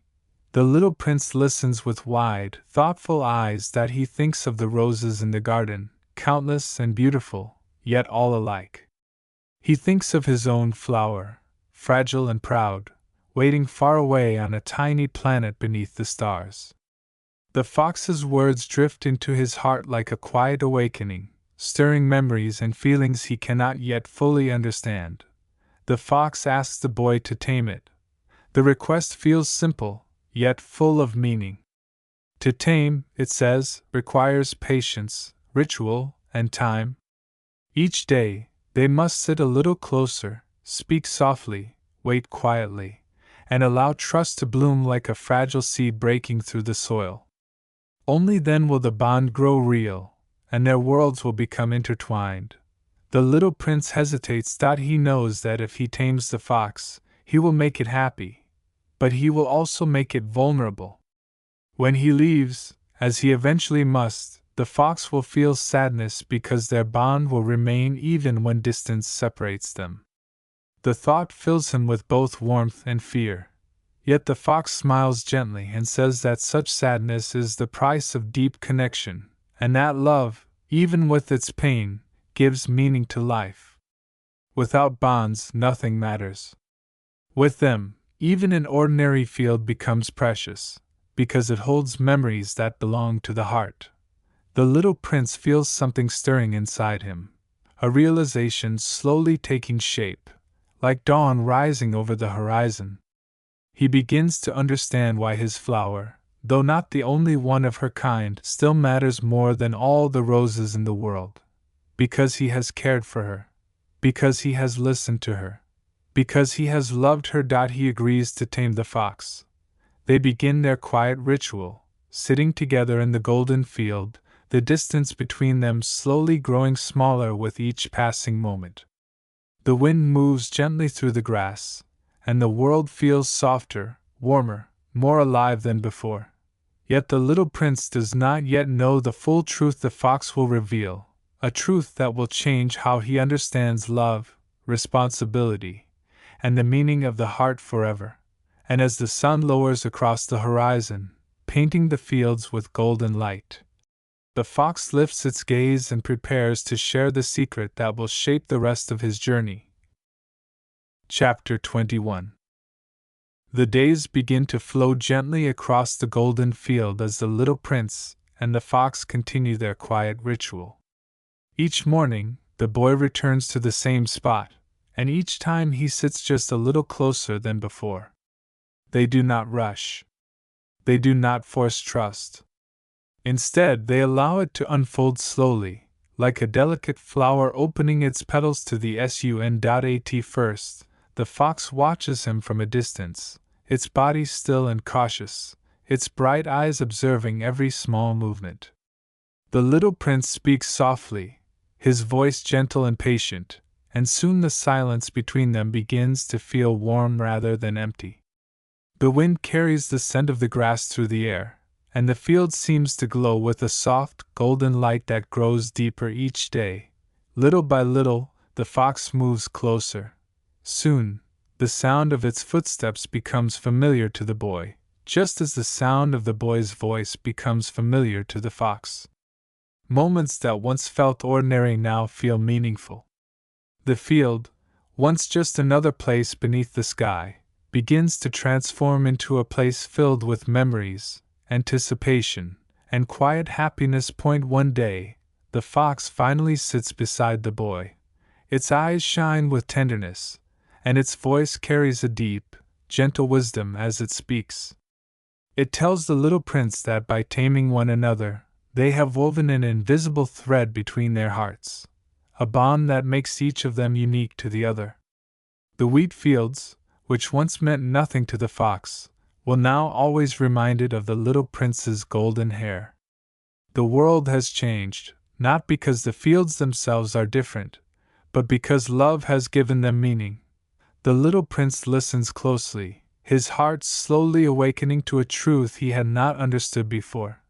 The fox explains that the things we love become precious not because they are rare in the world, but because we care for them, protect them, and give them a part of our time and our soul. It says that the flower the boy left behind is not like any other flower, not because of how she looks, but because she is his flower. He watered her, sheltered her, listened to her, and stayed beside her when she was frightened. Their bond is what makes her unique. The words fall softly into the boy's heart, like seeds finding soil at last. He remembers the cold winds, the glass dome, the gentle watering, the quiet evenings spent beside his flower. He remembers her shy pride, her fragile fears, her trembling voice. In that moment, he realizes that even though there may be thousands of roses in the world, none of them can ever be the same as the one he left behind. Because he has tamed her, and she has tamed him. A deep tenderness fills him, mixed with longing and regret. He understands now why his heart aches when he thinks of her, why he cannot forget her, why every memory carries both sweetness and sorrow. Love has bound them together across distance and worlds. But with this understanding comes another truth, one that hurts. The fox tells him that now that they have tamed one another, they will one day have to part. The little prince feels his chest tighten. He does not want to lose this new friend. He does not want to feel the sadness that waits at the edge of every precious bond. The fox smiles gently through its sadness. It explains that the sorrow of parting is the price of love, but the happiness, the memories, and the meaning they shared will remain forever. The world will never be the same again, because they have changed each other's hearts. Tears gather in the little prince's eyes, but he does not turn away. He understands now. The wind moves softly through the golden field, and the wheat sways like a sea of light. The fox lowers its head, its voice trembling with both pain and gratitude, and asks the little prince not to forget it, because once two hearts are bound, they can never truly become strangers again. The boy promises softly, and even as the shadow of farewell begins to fall gently across the field, he feels the truth of the fox's words echoing deep within him. What is essential cannot be seen with the eyes. It can only be felt with the heart. Chapter 22. The little prince leaves the golden field with a heavy but awakened heart. The wind follows him softly across the land, carrying with it the gentle scent of wheat and the echo of the fox's words. The world now feels different, richer, deeper, filled with hidden meaning that he can sense even in the quiet spaces between things. Yet with this new understanding also comes a tender sadness, like a soft shadow resting at the edge of his thoughts. He continues his journey, and soon reaches a place where long metal tracks stretch across the ground, disappearing into the distance like narrow ribbons of silver. There, beside a small wooden shelter, stands a railway switchman. The man wears a simple uniform and moves with careful precision. He watches long trains rush past in great bursts of noise and motion, their carriages filled with travelers who stare out of small windows as they race by. From time to time, the switchman pulls a lever, sending one train down one track and another down a different path, like a silent guardian guiding endless streams of hurried lives. The little prince watches with curiosity. The trains thunder past, glowing with light, filled with restless movement, children pressing their faces against the glass, adults leaning forward as if chasing something just beyond reach. None of them seem to notice the land outside, nor the sky above, nor the faces of those riding beside them. The boy asks quietly where all these travelers are going. The switchman shrugs and explains that no one truly knows. Those rushing forward always think happiness lies ahead, in the place where the train has not yet arrived. Those racing back believe they have left something precious behind them and must return as quickly as possible. No one is satisfied where they are. No one sits still long enough to see the beauty of the moment unfolding around them. The little prince grows thoughtful. He notices that when children pass by in the trains, their eyes shine with curiosity. They press their hands against the glass, laughing quietly, watching how the world blurs into streaks of color. They are not chasing anything. They are simply looking, simply feeling, simply being. But the adults seem different. Their faces appear tight and worried, their hearts filled with invisible weight. They rush forward as though something important waits somewhere else, always somewhere else, never here, never now. The boy asks why people rush if they do not know what they are looking for. The switchman answers gently that people no longer understand what truly matters. They chase after comfort, excitement, importance, yet forget to see the small wonders that live quietly around them. They rush because they are afraid to stop. They hurry because they do not know how to listen to their own hearts anymore. The little prince feels a quiet sadness rise within him, soft and deep. He thinks of the fox, of the golden wheat, of the simple rituals that turned ordinary moments into treasures. He realizes that meaning is not found by racing from place to place. It is found in connection, in love, in stillness, in the gentle times shared between two hearts. The trains continue to roar past, each one filled with lives that rush toward destinations they do not understand. The switchman performs his duty with quiet patience, yet his eyes reflect the weight of observing so many lost travelers passing endlessly through his world. The little prince thanks him softly and steps away from the tracks. The wind brushes his cheek, and the earth beneath his feet feels steady and calm. He understands now that movement alone does not bring purpose. Only love and presence can do that. As he continues onward, the distant echo of trains fades into silence, and the sky opens wide before him. Somewhere ahead, he knows, more encounters await, each carrying another piece of truth, another quiet lesson, another step toward understanding why his journey has brought him here, to this vast and mysterious world. And deep in his heart, the thought of his flower begins to glow again, fragile, tender, irreplaceable, guiding him gently forward through the unfolding path of his story. Chapter 23. The little prince continues his journey across the wide earth until he reaches a quiet marketplace at the edge of a dusty town. Stalls sit beneath faded awnings, and vendors stand behind wooden tables lined with strange objects, jars, and small shining bottles.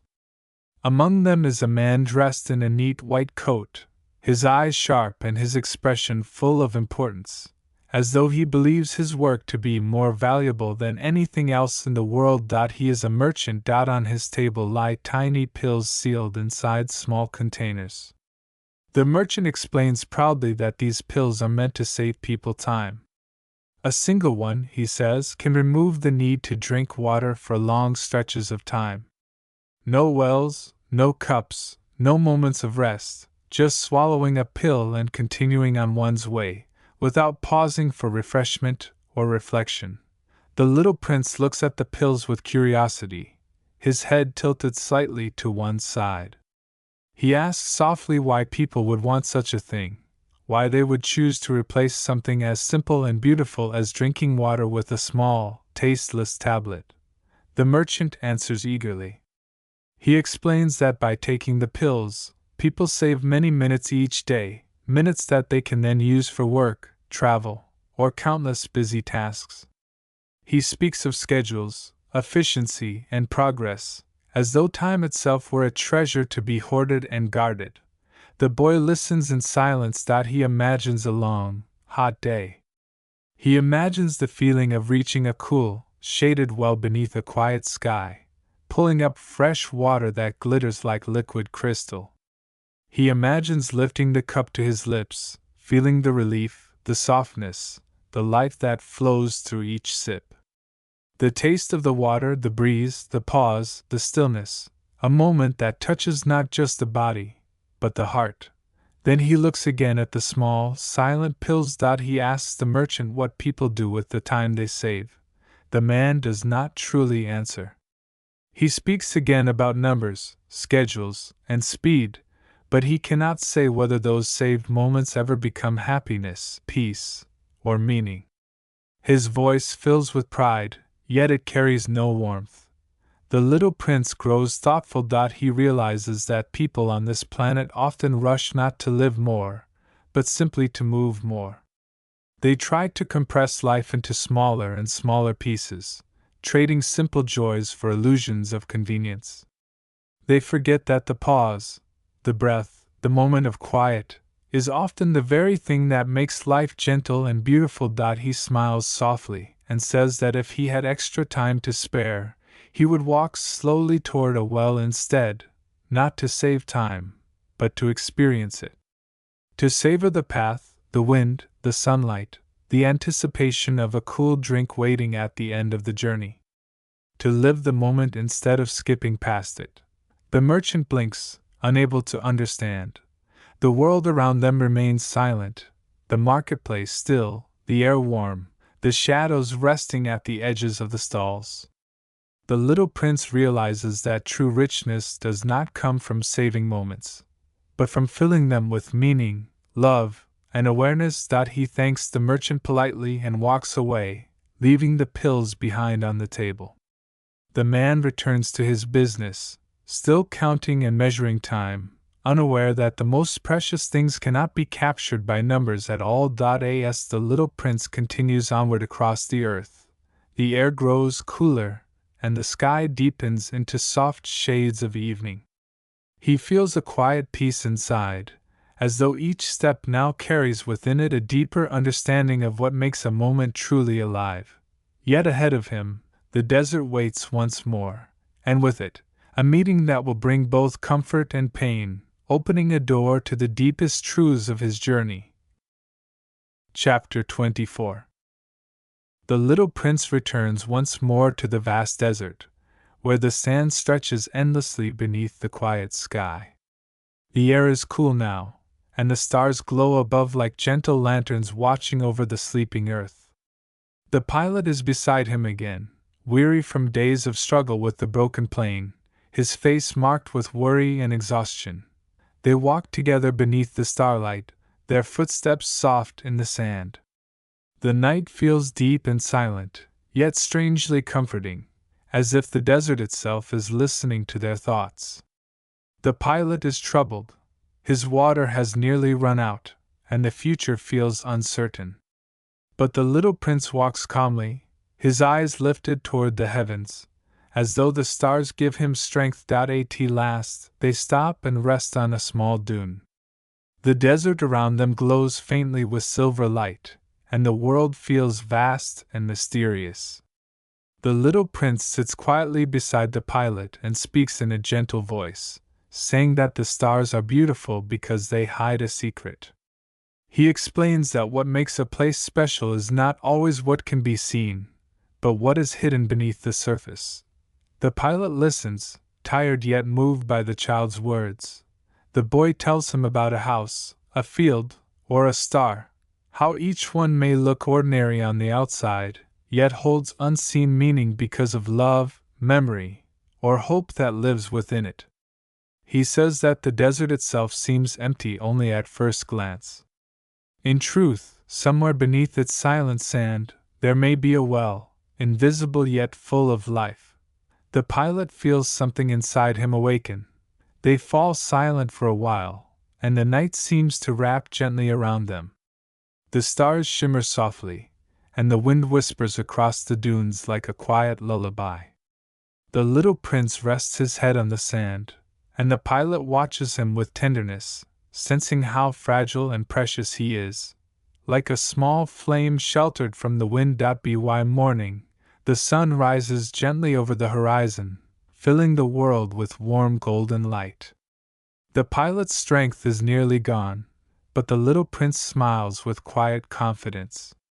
He takes the pilot's hand and leads him across the desert, step by slow step, as though guided by invisible hope. After a long walk, they find it. Hidden among the dunes stands an old stone well, silent, ancient, and waiting. It looks simple, almost ordinary, yet to the pilot it appears more beautiful than anything he has ever seen. The little prince smiles softly, as though he had known all along that it was here. Together they draw up water from its depths. The rope creaks, the pulley groans, and the wooden bucket rises slowly from the darkness below. When the pilot lifts it to his lips, the water tastes sweeter than any he has ever known, cool, fresh, filled with a quiet joy that seems to flow not only into his body, but into his heart. He realizes that it is not just water they have found. It is hope. It is meaning. It is the reward of patience, friendship, and trust. The little prince smiles gently as he drinks, his eyes shining with a peaceful light. The moment feels sacred, like a gift shared between two souls who have walked together through silence, thirst, fear, and wonder. The pilot looks at the boy and understands something deeper than words. What truly gives life meaning is not the well, not the water, but the journey they shared to find it. Yet beneath this gentle peace, a quiet tension lingers. The little prince's gaze drifts toward the horizon, distant, thoughtful, almost sorrowful, as though he hears a silent call carried across the desert wind. Something is drawing him onward, something the pilot does not yet understand. The morning sun rises higher in the sky, and their story continues, moving softly toward a moment neither of them can yet name. Chapter 25. The sun climbs higher in the sky, and the warm light spreads slowly across the desert as the little prince and the pilot sit beside the ancient well. The air feels quiet and sacred, as if the world itself is holding its breath. The pilot senses that something has changed in the boy, something gentle, mysterious, and deeply important. They rest for a while in the soft shade of the well's stone wall. The pilot feels renewed strength from the sweet water, yet his heart grows heavy, as though an invisible weight has settled inside it. He watches the little prince, who sits silently with his hands folded in his lap, his golden hair glowing softly in the sunlight. At last, the boy speaks. His voice is calm, almost tender, yet there is a distant sadness within it. He explains that what makes the well beautiful is not only the water itself, but the journey, the effort, the hope that led them to it. The walks through the silent desert, the search beneath the stars, the trust they shared, all of these gave the moment its quiet magic. The pilot listens with care and begins to understand that every precious thing in life is shaped not only by what it is, but by the love and time that surround it. The little prince smiles softly, then grows thoughtful. He tells the pilot that people on Earth sometimes forget this truth. They rush through their days, chasing after things that shine brightly on the outside while ignoring the hidden wonders that live beneath the surface. They search for meaning in objects, titles, and possessions, yet the real treasures remain unseen, resting gently inside the heart. The pilot feels a deep warmth, mixed with unease. The boy's words seem to drift towards some unspoken conclusion, a path leading toward a place he does not wish to see. The little prince looks toward the horizon, where the golden sands stretch endlessly beneath the sky. His expression grows distant, as though he is listening to something far away, a silent call only he can hear. He speaks softly about his star, his tiny planet, and the flower he left behind. He says that when night falls, the stars will shine differently for him, because somewhere among them is the one he calls home. The pilot feels a sudden ache in his chest. He realizes, with a sharp and painful clarity, that the little prince has a purpose in this desert, one that does not belong to this world. The boy has not simply wandered here by chance. He has come seeking a way back to the place where his flower waits, fragile and alone. The pilot does not want to understand, yet he does. He takes the boy gently in his arms, and for a moment they sit together in silence, like two souls bound by something deeper than words. The little prince rests his head against the pilot's shoulder. His presence feels light and warm, like a small flame flickering in the wind, precious, fragile, irreplaceable. The pilot wishes he could hold on to him forever. But the little prince speaks again, his voice soft and steady. He tells the pilot not to be sad, because even when he is gone, their friendship will remain. When the pilot looks up at the night sky, he will hear laughter among the stars. The stars will no longer be silent lights. They will be reminders of love, memory, and joy. Each one will carry the sound of the little prince's laughter. The pilot feels tears rising, though he tries to hide them. The boy smiles gently, as if he already understands every unspoken fear and every silent wish in the pilot's heart. A quiet wind moves across the desert. The light shimmers on the sand, and somewhere in the distance, unseen, yet unmistakable, destiny waits, patient and still. The little prince stands and looks toward the far edge of the dunes, where the evening will one day fall, and the moment he speaks of will finally arrive. Chapter 26. Evening begins to fall over the desert, painting the sky with soft shades of gold and violet. The air grows quiet, and a deep stillness spreads across the dunes, as if the world is slowly preparing for something solemn and irreversible. The pilot walks beside the little prince, his heart growing heavier with every step, though he does not yet fully understand why.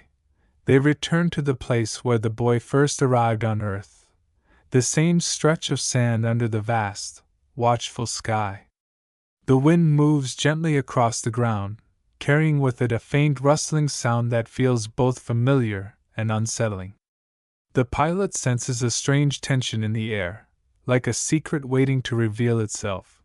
The little prince walks ahead in silence. His steps are small and steady, his expression calm but distant. He seems to be listening to something the pilot cannot hear, a silent call rising from the earth itself. The boy's golden hair glows faintly in the fading light, and his shadow stretches long across the sand. Then the pilot sees it, coiled quietly at the foot of a low stone wall, the snake. The same pale creature from the boy's first night in the desert, waiting, still, patient. A tremor of fear runs through the pilot's body. He shouts and rushes forward, desperate to pull the child away, to protect him, to stop whatever is about to happen. But the little prince turns to him with a gentle look, and in his calm eyes the pilot suddenly sees the truth. This is not danger. This is a choice. The boy explains softly that his body is too heavy to carry back to his star. He speaks without fear, without bitterness. His voice is steady, filled with tender acceptance, like someone returning to a place of love rather than stepping into darkness. The pilot feels pain tear through his heart. He begs the little prince to stay, to forget the star, to forget the flower, to live on earth beside him. He says they can laugh together, repair planes together, walk beneath the stars together. His voice breaks, and tears blur his sight. He cannot imagine a world without the boy's presence beside him. But the little prince smiles gently. He says that what matters cannot be lost. He explains that when the pilot looks at the stars, he will no longer see cold, silent lights. He will hear laughter, bright, musical, eternal. The stars will belong to their friendship. Every night sky will carry a memory of joy, and the desert will no longer feel empty. The pilot tries to be brave, but his heart trembles. The little prince steps closer to him and takes his hand. For a moment, they stand together in silence, holding on to one another beneath the quiet evening sky. The world feels suspended, no sound, no movement, only the beating of two fragile hearts tied forever by love and understanding.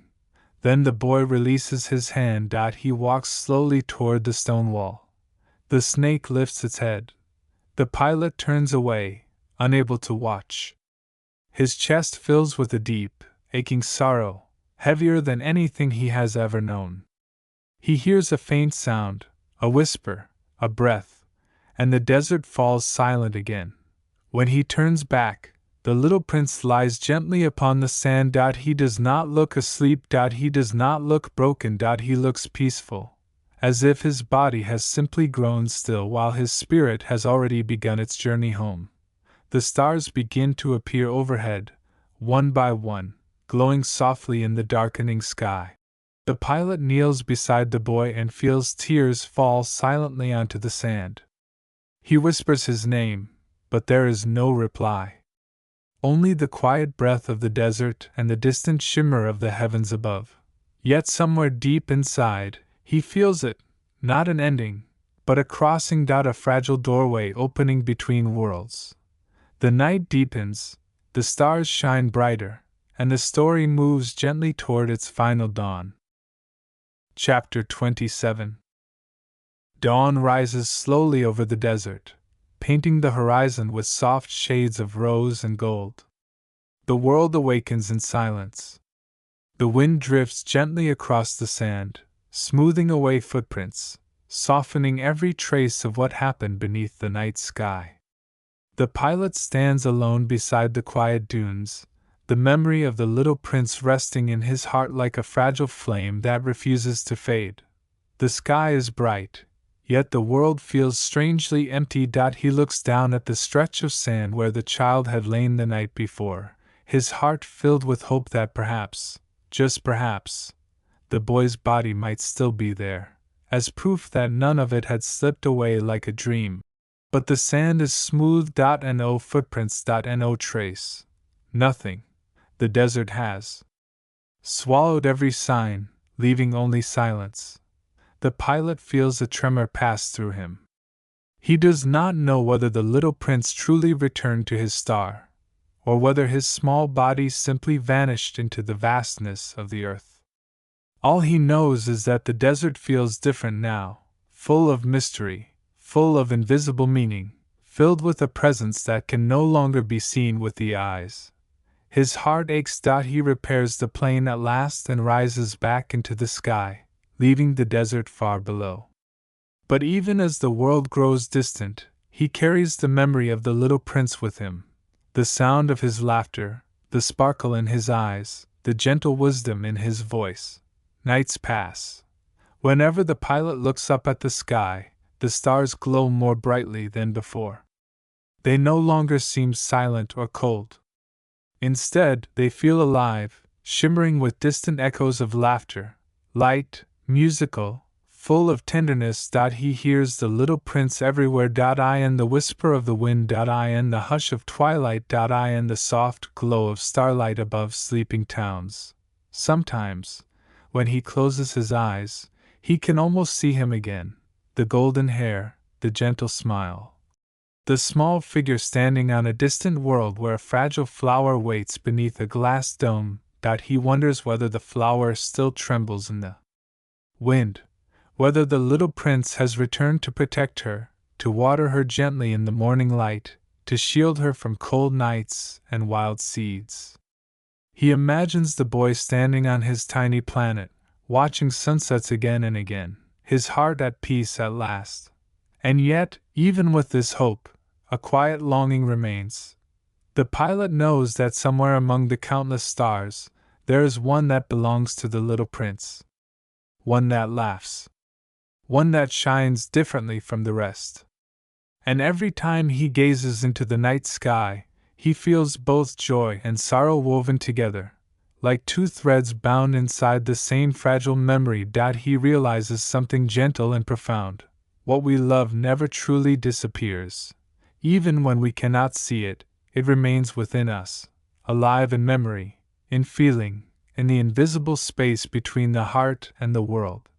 The pilot keeps the story of the little prince close, carrying it like a treasure that no one else can take away. He writes it down so that others may read it, so that somewhere, someday, someone else might look at the stars and hear laughter. And if, one evening, as you walk beneath the night sky, you see a star that seems to sparkle with a warmer, kinder light, listen closely. Perhaps it is laughing. Perhaps it belongs to the little prince. And if you ever meet a child with golden hair who asks you softly to draw a sheep, you will know that he has returned, and that his story is not over. Thank you for listening to this story here on Your Daily Audiobook. The desert grows quiet, the stars shimmer softly above, and though the little prince has returned to his tiny world, his spirit remains, alive in every memory, every smile, and every moment of wonder we carry in our hearts. This story does not end.